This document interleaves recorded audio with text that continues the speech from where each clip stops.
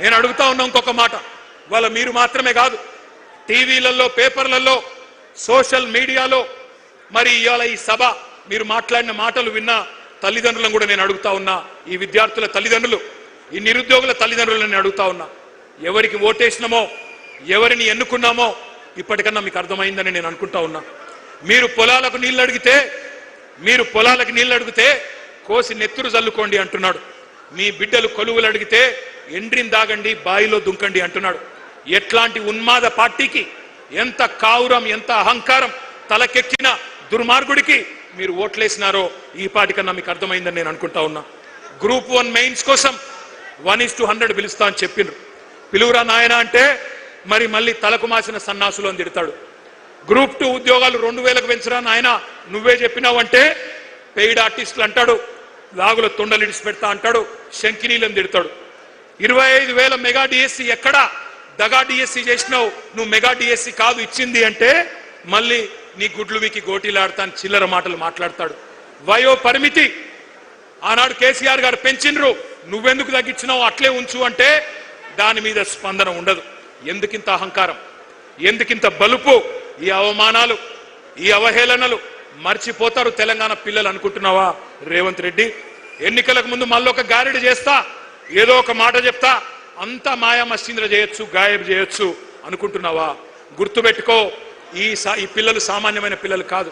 యూనివర్సిటీలలో, కాలేజీలలో జార్జ్ రెడ్డి ఆ రోజు చెప్పిండు, ఏమన్నాడు అన్నాడు, జీనా హైతో మర్నా సీఖో, కదం కదం పే జీనా హైతో, గట్టిగా నాల, జీనా హైతో కదం కదం పే, జీనా హైతో మర్నా సీఖో, కదం కదం పే లడ్నా సీఖో అని యూనివర్సిటీ గోడల మీద పోరాట నినాదాలు రాసుకొని జార్జ్ రెడ్డి స్ఫూర్తిగా ఆత్మాభిమానాన్ని అణువున నింపుకున్న మా తమ్ముళ్ళు, మా తెలంగాణ తమ్ముళ్ళు వీళ్ళంతా.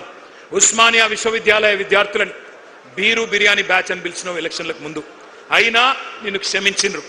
Hyderabad central university, Maulana Azad university వాళ్ళ భూములు గుంజుకున్నావు, రియల్ ఎస్టేట్ దందా చేస్తున్నావు, క్షమించరు నిన్ను.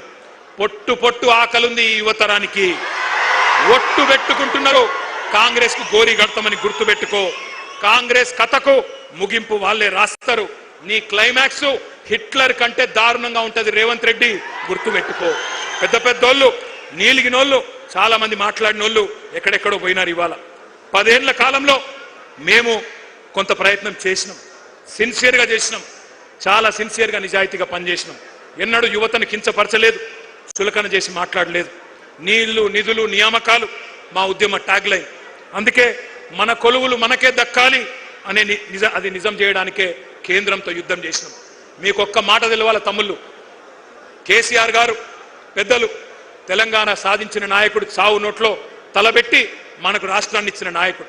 ఆయన మీకోసమే కొత్త జోనల్ సిస్టమ్ తేవడానికి 2.5 సంవత్సరాలు కష్టపడ్డాడు. ఇక్కడి కొలువులు, ఇక్కడి ప్రభుత్వ ఉద్యోగాలు మన పిల్లలకే రావాలని 95% స్థానిక రిజర్వేషన్ చేయాలని చెప్పి శాసనసభలో బిల్లు పాస్ చేసి ఢిల్లీకి మోడీ దగ్గర పంపినాడు.